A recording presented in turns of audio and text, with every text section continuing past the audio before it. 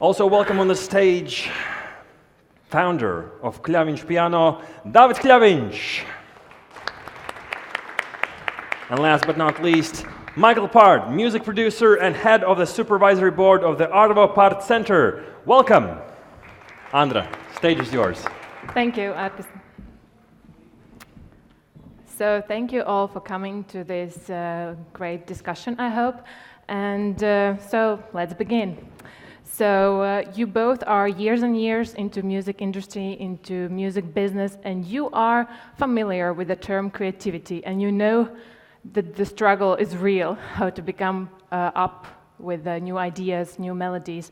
So how the technologies are changing the way you think and how you are being creative.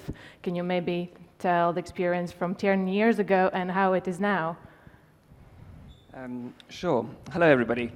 10 years ago or more, finding resources online and just for yourself has been a completely different picture to what it is today.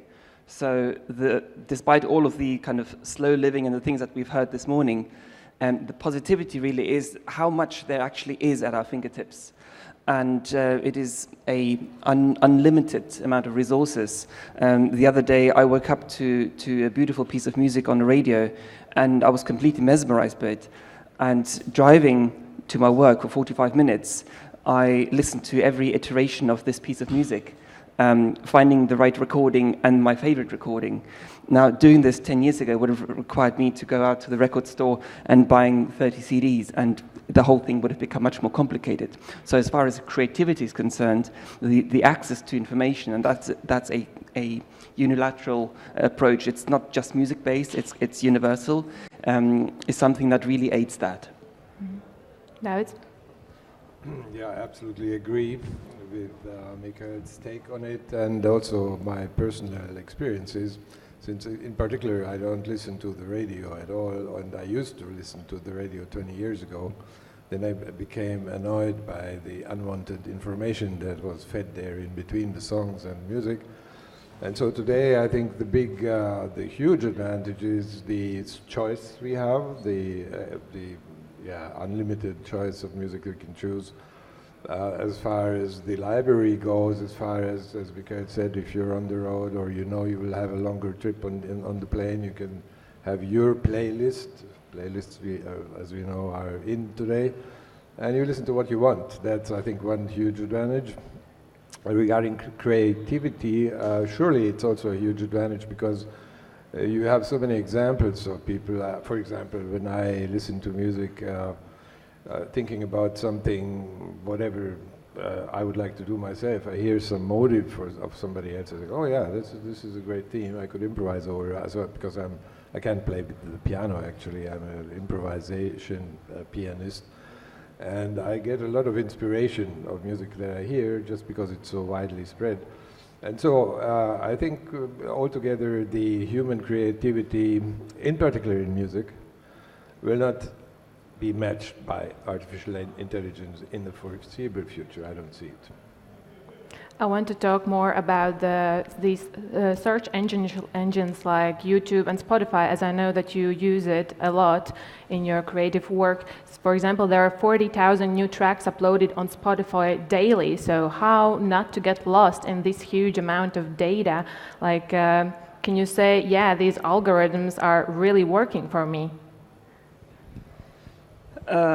This is one of the most important questions in this very age of data overflow. If we go back about 30, 40 years and we look at the record industry, by the time an artist was given the privilege to be let into a recording studio and be given studio time and hold a microphone and, let's just say, sing or play, how much vetting and selecting and training and proving yourself already had to go by before you even have the chance to be recorded. Compare that today, I take my phone out and I have everything here already today.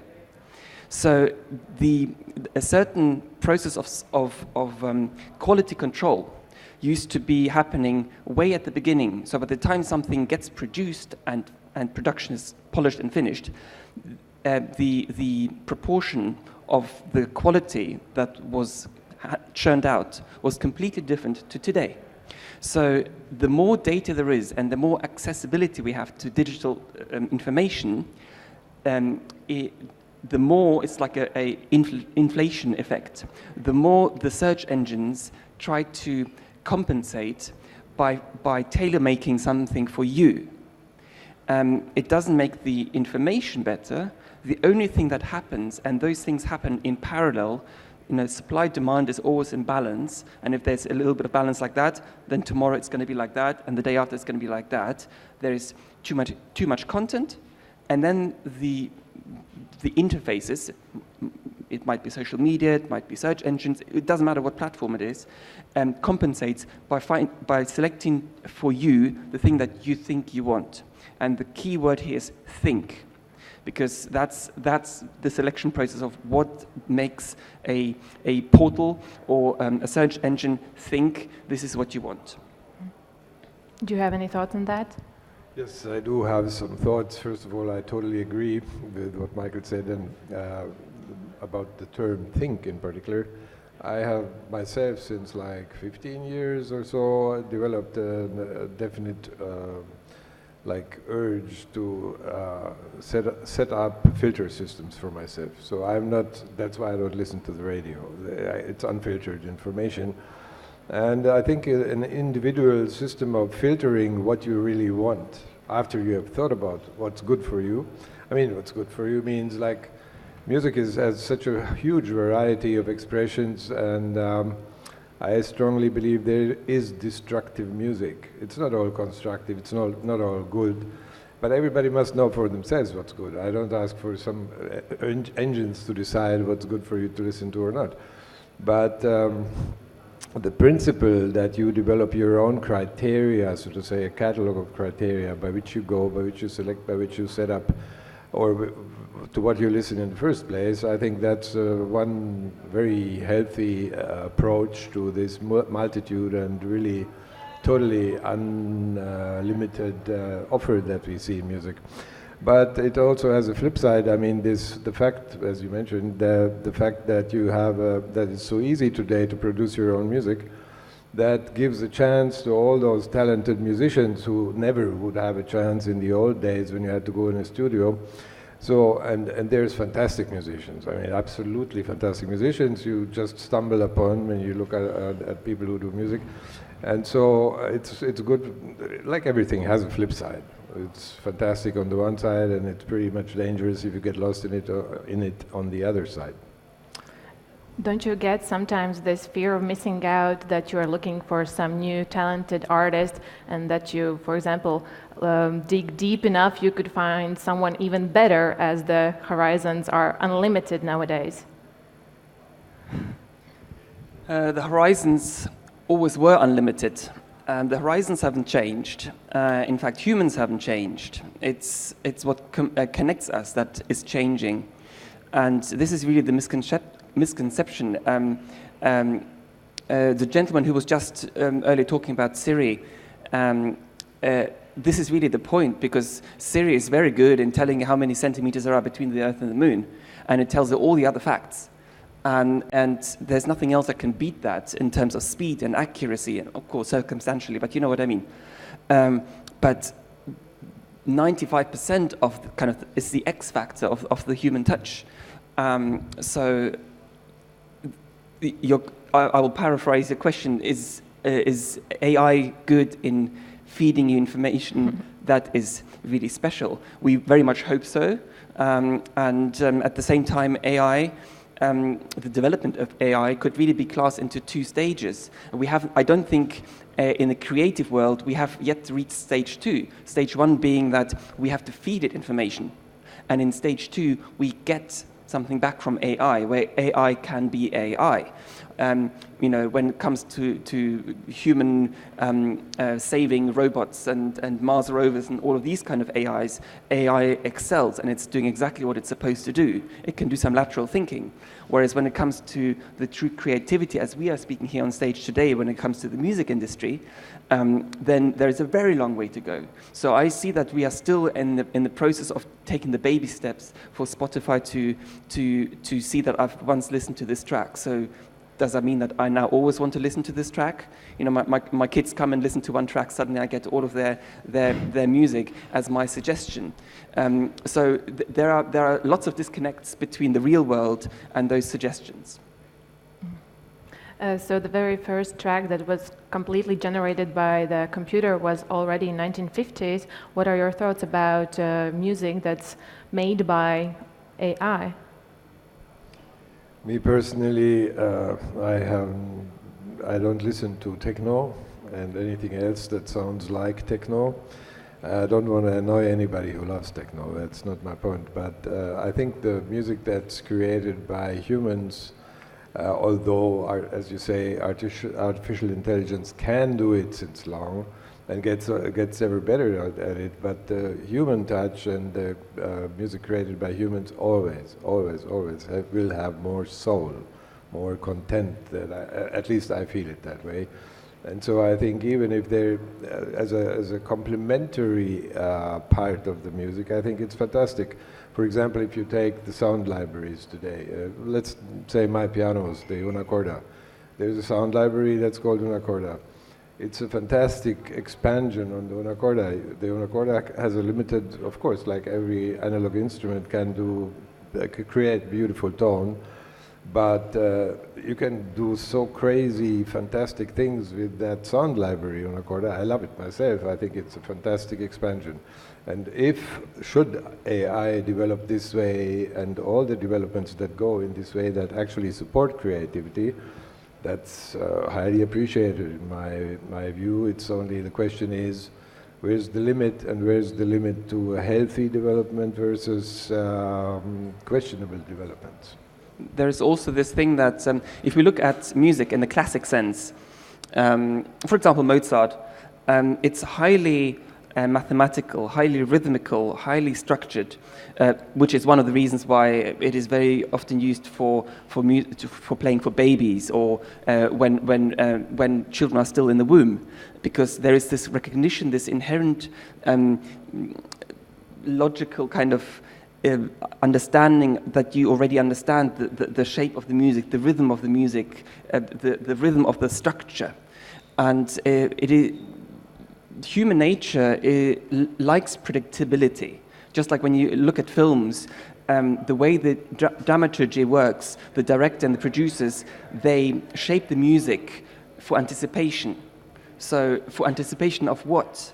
So even though the screen characters don't really follow the narrative, the viewer, the audience, hearing the music will understand there is a climax and it's going to happen in 8 bars. I hear it in my kind of hearing, and you don't have to have a musical ear to understand that the music is going towards somewhere. So this predictability, and Mozart is really kind of and Bach as well, of course, they have a lot of this. So I think that AI, and I know that a lot of research has already been done on that, there's a long way to go on also working out on some of the patterns that have really worked in music. And what David was saying before, it's absolutely true that the soul, this is the thing that is the furthest away from what Siri is really good at today. And this is, I think, a path that we will just get closer and closer to. The question of how close we will get to remains to be seen. Yeah, there are now a lot of services, online services, that can help you out, like to compose a song, for example, that's learning all the classical music, for example, and can anybody now be a musician, and can it produce a fast food music wave when everybody uses just the generated content? It's dangerous. It's dangerous because it's great as a concept and as a prototype to understand the process, to learn from the process as a study material. I question its depth, because there is a certain process in, let's say, when a composer is composing that cannot be explained. It can't be put into some rationale. And I think there isn't a single AI discussion without exactly this topic about understanding this rationale. And I don't think anybody has gotten there. So we need a lot of more data input before this data, together with algorithms, will start getting us the first results. But without doing what we do today, in today's age, we will never get to the next. So nothing is wrong. So everything is going the right way. I think the diversity of the human souls that are on the planet, as we know, there's not one that's the same as the other, creates a much more interesting landscape when you think about composers, human composers. I don't think that artificial intelligence will ever reach that, ever reach that kind of stage, and it's not necessary as well. It would be necessary if there would be no humans anymore, and the artificial intelligence should then replace what we are doing now. I think it's my view is that if we strictly look at AI as tools for creative composers, musicians, then it's a fantastic thing, and we definitely don't need to try to make AI comparable, like competing with humans to get it on a stage. I mean, scientists are interested, of course, to go higher, further. Yeah, I created this fantastic computer. It's a machine that is similar to a human. But it will never happen, I hope, at least. And I mean, there's no need, definitely, for that to happen. So do you have any thoughts about the future, how this relationship between humans and artificial intelligence can be, and how it should be developed? From my point of view, I see the big problem in the fact that there is no regulation in developing artificial intelligence. Elon Musk is there a little bit more outspoken on that. I mean, the only one really outspoken, I think, on the subject. And I see the problem that as we are marching forward with AI, and have definitely and it's also not possible, I think, to get a worldwide regulatory setup that everybody would respect. It's I don't know, many very mixed feelings. I think the possible negative consequences could be likely higher on the long run than all those fantastic tools and things and aids that we all appreciate today. So I'm skeptical, very skeptical about the overall development of AI. With the last few years of the growth of the social media, we have seen how algorithms are really feeding us information. It feeds us information that comes from us. From data that we provide, we get information back. So we give a ping, we get a pong. With artificial intelligence, there is this notion that we want to get a lot of pong. We want to get lots back. But maybe it shouldn't be like that. Maybe it should always remain as a balance of artificial intelligence, not there to replace something, but to help us. Not to compete with us, but to help us. So that we can do what we want to do anyway, that is irreplaceable, this X factor, so to say, the opposite end of Siri, so to say.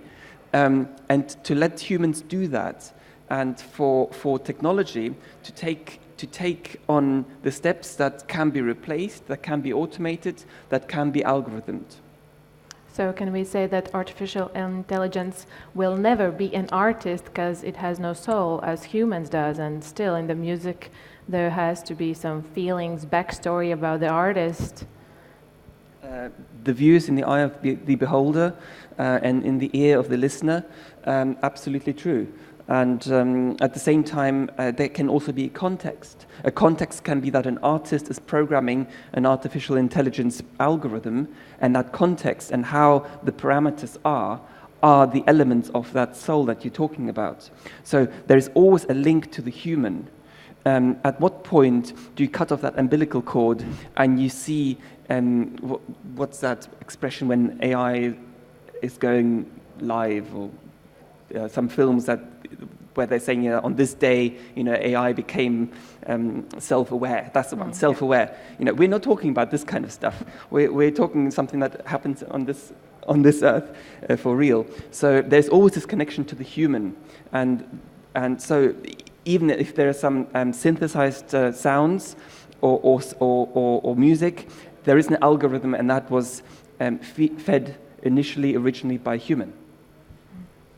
Yeah, which means we return again to the one and only, not only, but the most important aspect. I think that AI should always be an aid to the human action, interaction, or creativity, and should help humans in every way. And as it does, I absolutely agree, Michael, this boundary, this connection to the human will be always there, and sort of a guarantee that the music that comes out from this combination of human and AI tools will still remain human and thus pleasant. Yeah, I hope so. Thank you very much. I would like to suggest that our audience can ask a few questions if you have any in mind. Artis will give you the microphone. Yeah, Philip. I'm probably going to steal a microphone from you. One of you is going to give it up. Thank you very much. We have a question here. Where was it? Here. Please state who you are, who you represent. I'm going to Stirna. I'm locally a digital marketer. The question is, if that is true, actually, when we talk about artificial intelligence being a tool for the people, let's take Facebook. Aren't the people a tool for artificial intelligence that is created to generate more cash?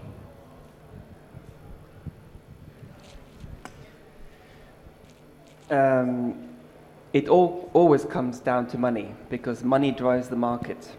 And this is a very tragic, but also very good when it comes to progress, because money is very aggressive in pushing progress.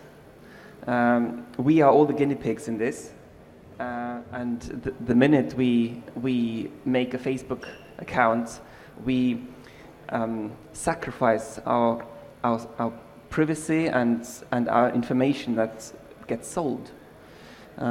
So as soon as we make that one step, then everything else is fine, because this is a conscious step. We're either in or we're out. It's as simple as that. There's no in between. But then it takes its own life, so to say. The algorithms really embrace us and make use of the platform.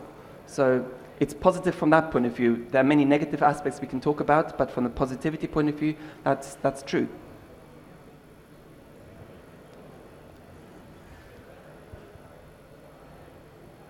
I actually have a question for you. In the future, probably AI is going to get better and better, and also in music, for example. And I'm going to paint a picture. How realistic do you think that is, that in the future AI will create such good music that it will be free for the masses, and then there's going to be this posh underground movement where people are actually making music? Do you think that's a reality in the future? Or will humans always stay on top? I believe humans will always stay on top, though of course there's already today there's a lot of free music by the means of really like stuff that everybody can listen to on Spotify. But it will always, in my belief, it will always be a stage below what humans really create. And should it happen anyway, then it's inevitable that all kinds of processes that the industry want happen. We cannot do anything against it, we can only counteract. Everybody, single person can counteract as we possibly see a personal platform for example, composing something or initiating something good or so. So whatever it will be, I strongly believe human creativity will always, absolutely always, supersede artificial intelligence. Any other questions? The microphone is here. This is your chance to ask a question. That's why you are here and not watching online. You have the opportunity to ask one. Okay, so maybe a closing statement. If you have something on the tip of your tongue, just spread it out about our topic.